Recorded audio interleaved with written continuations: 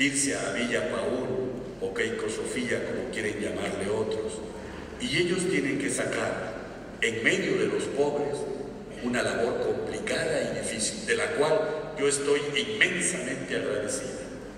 A uno de sus sacerdotes, al padre Otilio Monedero, le dicen el Moisés de tierra prometida. ¿Y saben por qué?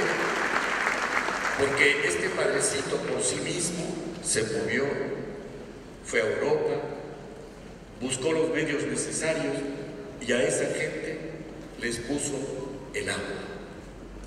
Les llevó agua. Un sacerdote, era una función de Emapica, la empresa prestadora de ese servicio aquí en Ica. Y sin embargo, el padre lo hizo, les dio el agua y luego se lo pasó a Emapica. Cuando ocurra eso, vivamos en ese pensamiento de que sí somos una iglesia pobre.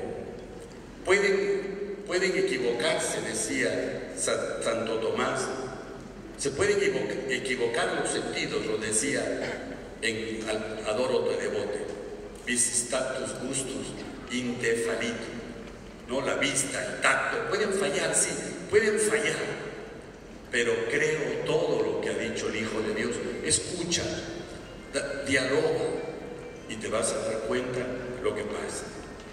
Otro paréntesis. El Papa, estuvimos en visita apostólica, y cuando le digo, Santo Padre, en mi vida sacerdotal quise secundar lo que usted nos ha pedido, iglesia pobre. Saña, les he dicho que es un pueblito sencillo, pobre. La señora de la administración de la casa me dice, monseñor, o padre, perdón, no era obispo, padre, para la comida no tengo, dame la bolsa del mercado. Me voy al mercado, oye, 1 kilo de papas, ¿cuánto te debo? No, padre, ¿cómo le voy a cobrar a usted? Si usted visita a nuestros enfermos, si usted nos trata con cariño. No, no, padre, llévelo. Me funcionó con todo, menos con el pollo. Tú no sabes cómo se arrastró el Papa de risa de transmitirle, ponerle en su contexto al Papa, ¿no? Darle alegría, sufre. Nos ha pedido que recemos muchísimo por él, lo dice siempre, no se olviden, recen por mí. El Papa Francisco acentúa que la transmisión de la fe que brilla para todos los hombres en todo lugar pasa también por las coordenadas temporales de generación en generación, puesto que la fe nace de un encuentro que se produce en la historia e ilumina el camino a lo largo del tiempo, tiene necesidad de transmitirse a través de los siglos y mediante una cadena interrumpida de testimonios llega a nosotros el rostro de Jesús. Destaco todas las categorías temporales, porque en esa teología del pueblo de Dios, el Papa nos dio unos principios y nosotros nos quedamos desconcertados. El Papa dice, el tiempo está por encima del espacio, y todos nos quedamos, ¿qué habrá querido decir el Papa? Y el Papa dice, espacios de poder y el tiempo, procesos en los que no hay que desanimarnos, insistamos, lo lograremos. No tengas miedo al proceso, es gradual, paso a paso, pero no instalarse, no te instales, no te crees tu espacio de poder. Y te das cuenta que tenemos que aprender a administrar bien el poco tiempo que tenemos. Quienes tenemos una difícil administración del poco tiempo, percibimos el interés del Papa Francisco por transmitir la importancia no de resultados inmediatos, sino la valoración de unos procesos que nacen con la evangelización y se proyectan en la vida de la Iglesia.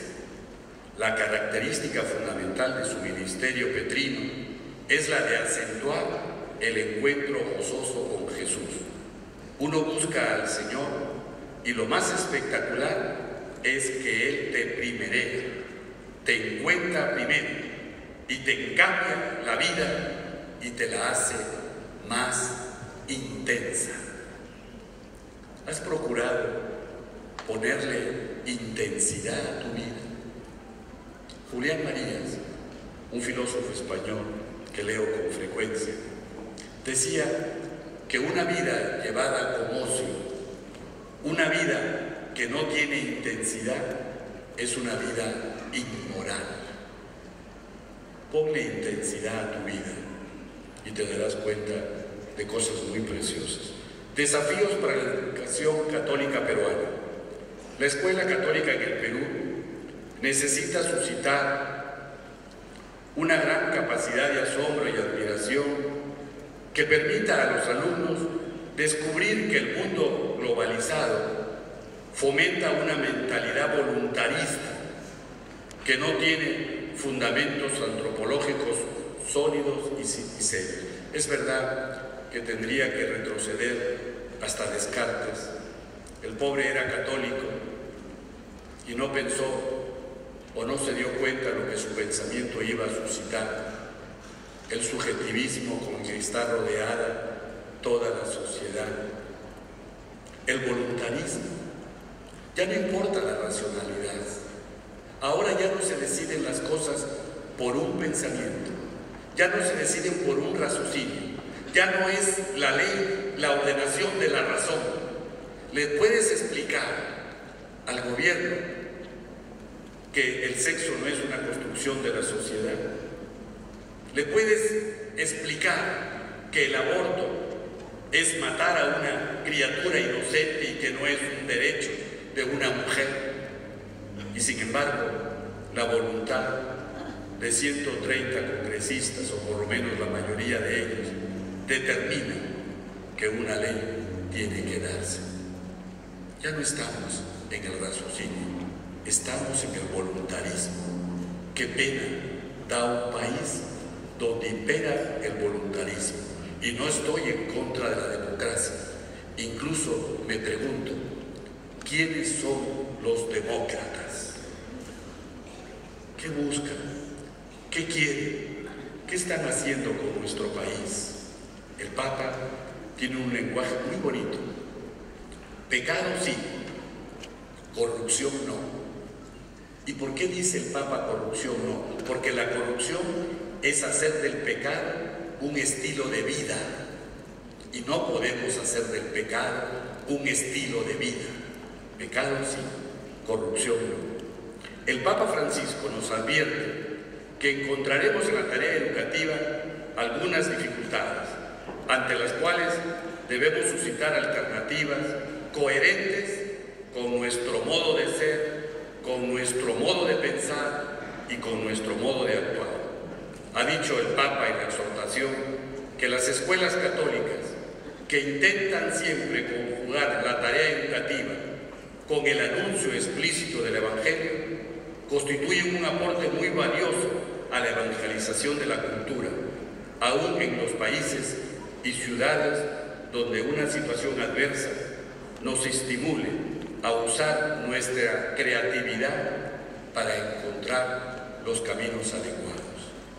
Yo me quedo bobo cuando ustedes van generando caminos para luchar contra todos los sismos de nuestra sociedad, contra el materialismo, contra el consumismo, contra el hedonismo, contra el egoísmo, contra el individualismo. Es verdad, me quedo bobo. ¿Y cómo tenemos que pedir siempre, suscitar esa creatividad? Ayer les decía en la misa, el amor es ingenioso.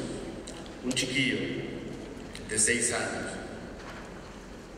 va con su padre y le dice: papá, cómprame un chocolate. El papá le compra el chocolate. Papá, cómprame un pastelito. El papá le compra el pastelito. Papá, cómprame un helado. Y llega un momento en que se plantea: no está bien que Álvaro actúe de esta manera. Me estoy equivocando. No sé cómo controlar este consumismo suyo. ¿Cuál es la actividad principal de mi hijo? La actividad lúdica. Álvaro, ¿quieres jugar conmigo? Sí, papá. ¿A qué vamos a jugar? vamos a jugar un juego que se llama Guerra al Capricho. El chiquillo se queda mirándole, llegan otro día junto a la pastelería y el chiquillo dice: papá, un pastel. El papá le había explicado el juego, consistía en ponerse en la puerta del lugar y decir: no, Álvaro, guerra al capricho, y no entramos. Le funcionó con la heladería, con la pastelería, con todo. Llegó a casa y con guerra al capricho el chiquillo no consumió nada. Lo que no contó fue que su madre, las abuelas son querendonas, su madre le saca a Álvaro: a mi nieto le encantan los chocolates. Ven, Alvarito, te compro un chocolate. Y se pone en la puerta el pequeño: no, abuelita, guerra al capricho, y no entramos. Una segunda vez, la madre llama desesperadamente: Álvaro, vente pronto, que Alvarito se ha vuelto loco y me tiene guerra al capricho y guerra al capricho. No, mami, no te preocupes, después salvaremos. El amor es creativo, el amor es ingenioso, el docente es ingenioso, tiene maravillas para comunicarse con los alumnos. Yo me preocupo y le pido al Estado que se preocupe de cada uno de ustedes, que los potencie, que les dé capacidades, que le dé el nivel necesario y el sueldo necesario para vivir con paz.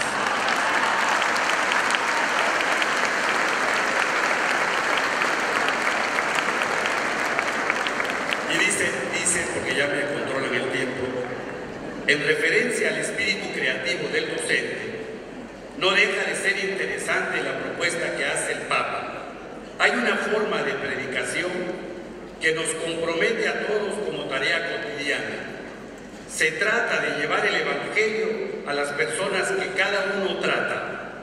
El Santo Padre desciende a señalar los momentos de esta tarea personal de tú a tú. Primer momento, el diálogo personal, donde la otra persona se expresa y comparte sus alegrías, sus esperanzas, sus inquietudes por sus seres queridos y tantas cosas que lleva en el corazón. Dice el Papa, se trata de que los docentes desarrollen capacidad de escucha. Los alumnos tienen necesidad de ser escuchados. Para que una comunicación sea efectiva, es necesario aprender a escuchar. Gracias a la escucha, captaremos mejor los sentimientos de nuestros educandos, nos ganaremos su confianza, estrecharemos una relación, reduciremos conflictos y acrecentaremos nuestra capacidad de persuasión. La tutoría requiere preparación. Es un arte difícil, pero muy necesario. Es el momento que el docente católico siga los pasos del gran Maestro Jesucristo,